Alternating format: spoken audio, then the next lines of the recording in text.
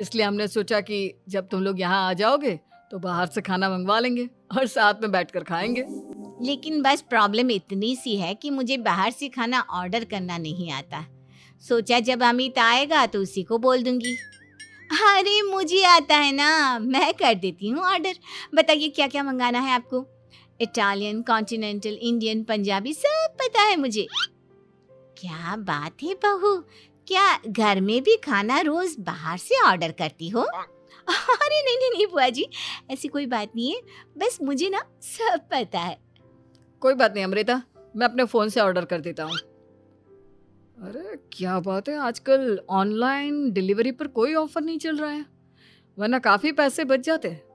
कैसी बात करते हैं अमित, मैं कह रही हूँ ना मुझे सब पता है। मुझे एक बहुत अच्छा ऑनलाइन डिलीवरी वाला मालूम है जहाँ पर 50% ऑफ मिल जाएगा। और आज तो वैसे भी फ्राइडे है ना, फ्राइडे को तो उस पर 50-70% ऑफर मिलता ही मिलता है। अरे क्या बात है, इसके बारे में तो मुझे पता ही नहीं था। अरे बेटा, जिस चीज के बारे में किसी को पता नहीं होता हमारी बहू को पता होता है। एक काम कर, तू उसी को ऑर्डर करने दे। क्या बात है अमृता बेटा, तुम तो बहुत इंटेलिजेंट हो, सब कुछ जानती हो। कुछ दिनों के बाद सुमित्रा जी की कुछ सहेलियां उनसे मिलने के लिए आती हैं। अरे सुमित्रा बहन कैसी हो, बहू कैसी है तुम्हारी? अरे पूछिए मत, बहुत इंटेलिजेंट है मेरी बहू, सब कुछ जानती है। क्या बात है, बहू के आने के बाद तो औरतें दुखी हो जाती है, लेकिन तुम तो बहुत खुश लग रही हो। वो क्या है ना, मेरी बहू है ही इतनी अच्छी। अरे तो बुलाओ ना, हमारे साथ बैठेगी, बातें करेंगी तो हमें भी अच्छा लगेगा। सुमित्रा जी अमृता को बाहर बुलाती हैं और उसके बाद सब लोग बातें करने लगते हैं। क्या बताऊं, कुछ दिनों से घुटनों में इतना दर्द हो रहा है कि चला भी नहीं जाता। अब बुढ़ापे में तो ये सब चलता ही रहता है, क्या कर सकते हैं। आंटी जी आप योगा करिए, योगा और साथ में ना काले तिल खाया करिए, आपके घुटनों का दर्द भाग जाएगा। लेकिन तुमको ये सब कैसे पता बेटा? अरे मेरे भी घुटनों में दर्द होने लगा था, मैंने योगा किया और काले तिल के साथ गुड़ मिलाकर उनके लड्डू बनाकर खाए, एकदम ठीक हो गए हैं मेरे पैर। अमृता ये तुम क्या कह रही हो, इतनी कम उम्र में तुम्हारे पैरों में दर्द कैसे हो सकता है?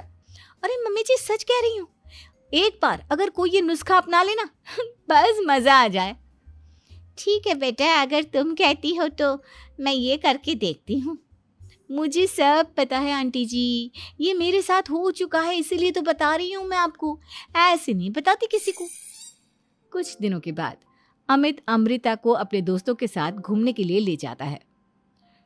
क्या यार, क्या जिंदगी हो गई है, सारा दिन ऑफिस का काम करते रहो, अपनी हेल्थ पर तो ध्यान ही नहीं दे सकते।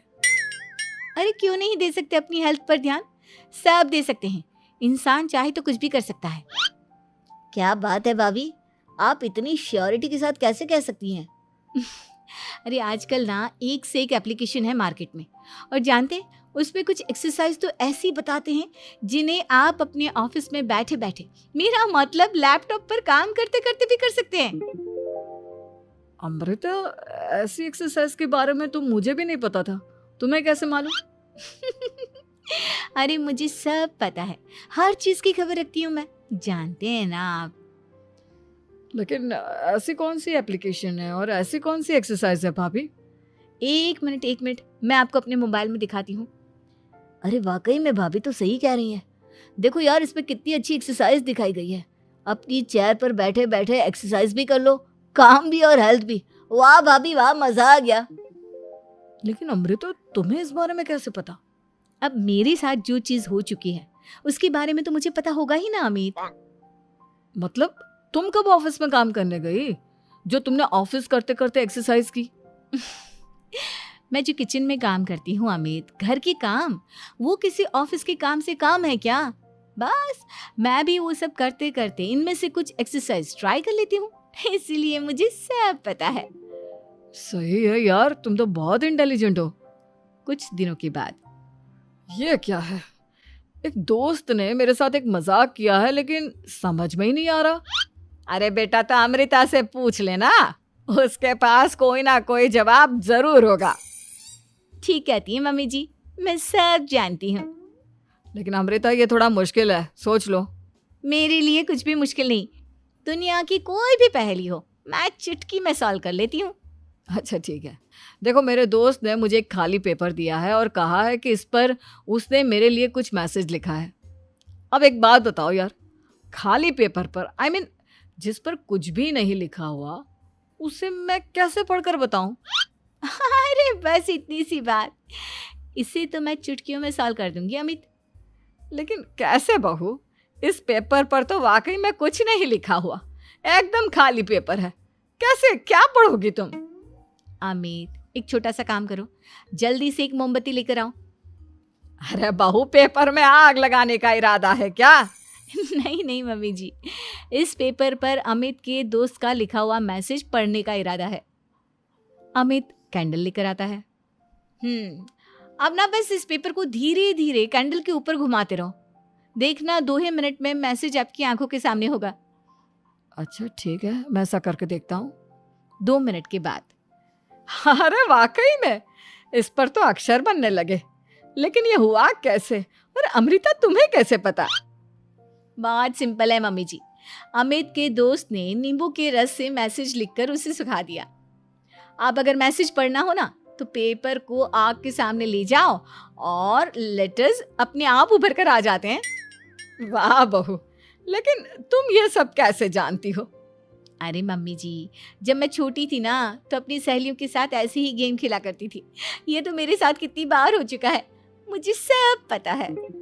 थैंक यू यार अमृता, तुम्हारी वजह से हमें कुछ भी सोचने की जरूरत ही नहीं पड़ती, तुम सब कुछ बता देती हो।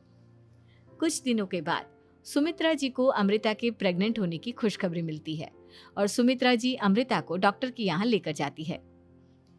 देखिए सुमित्रा जी, आपकी बहू की तबीयत बिल्कुल ठीक है, किसी भी तरह की चिंता करने की कोई ज़रूरत नहीं है। लेकिन हाँ, उनको आयरन वाली डाइट खाने की बहुत ज़रूरत है। ठीक है डॉक्टर साहब, आप बता दीजिए मैं अपनी बहू को क्या क्या खिलाऊं ताकि उसकी तबीयत ठीक रहे और आने वाले बच्चे की भी। अरे मम्मी जी, इसमें डॉक्टर से पूछने की क्या ज़रूरत है। किशमिश है, अनार है, पालक है, ये सब खाना चाहिए, आयरन का लेवल बिल्कुल बराबर रहता है। अरे वाह, आपकी बहू तो सब कुछ पहले से ही जानती है। ये तो बहुत अच्छी बात है। देखो, आयरन के साथ तुम्हें कैल्शियम भी खाना होगा। जानती हूँ मैं, अगर आयरन की खाली सप्लीमेंट लेते हैं और कैल्शियम नहीं लेते तो बॉडी उसे अच्छे से एब्जॉर्ब नहीं कर पाती। सब पता है मुझे। बहू, ये भी मालूम है? हाँ मम्मी जी, आप तो जानती है ना, मुझे सब पता है। आपकी बहू की बातें सुनकर अच्छा लग रहा है।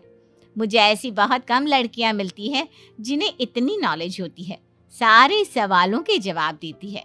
और हमारे इंडिया में तो वैसे भी हालात बहुत खराब है। बिल्कुल ठीक कह रहे हैं आप डॉक्टर साहब, लेकिन मैं उन लड़कियों की तरह नहीं हूँ। बहुत ख्याल रखती हूँ मैं हर चीज़ का। और जानती हैं आप, हमारे घर में तो किसी को किसी चीज़ के बारे में गूगल करने की ज़रूरत ही नहीं पड़ती। बिल्कुल ठीक कह रही है अमृता, अरे कुछ भी पूछ लो, इसे सब पता होता है। अरे वाह, तुम तो बड़ी कमाल की लड़की हो। चलो, ये तो बहुत अच्छी बात है, लेकिन फिर भी डॉक्टर की सलाह पर पूरा ध्यान देना चाहिए। वैसे क्या चाहिए तुम्हें, बेटा या बेटी? अरे डॉक्टर साहब, कुछ भी हो जाए, बस बच्चा अच्छे से हो जाना चाहिए। मुझे तो दोनों में से किसी से कोई भी परेशानी नहीं। और सुमित्रा जी, आप? डॉक्टर मैडम, मुझे तो लड़के और लड़की में कभी भेद करने की आदत ही नहीं है। पोता आए या पोती, मेरे लिए तो दोनों एक बराबर है। सुनकर अच्छा लगा। वैसे आप जानती हैं, हमारे यहाँ पर तो लोगों को बड़ी बेचैनी रहती है ये जानने की कि पेट में लड़का है या लड़की, लेकिन विदेशों में ऐसा नहीं होता। हाँ, वहाँ पर तो सब कुछ पहले से ही बता देते हैं ना। ये भी कोई बात हुई भला? लेकिन तुम्हें कैसे पता कि वहां पर सब कुछ पहले ही बता देते हैं? अच्छा हाँ, तुम तो सब कुछ पहले से ही जानती हो ना, तुम्हारे साथ तो सब कुछ पहले से ही हो चुका होता है। नहीं मम्मी जी, ये तो मेरे साथ पहली बार हो रहा है, इसलिए मैं ये डायलॉग नहीं बोल सकती। अमृता की बात सुनकर सुमित्रा और डॉक्टर दोनों हंसने लगते हैं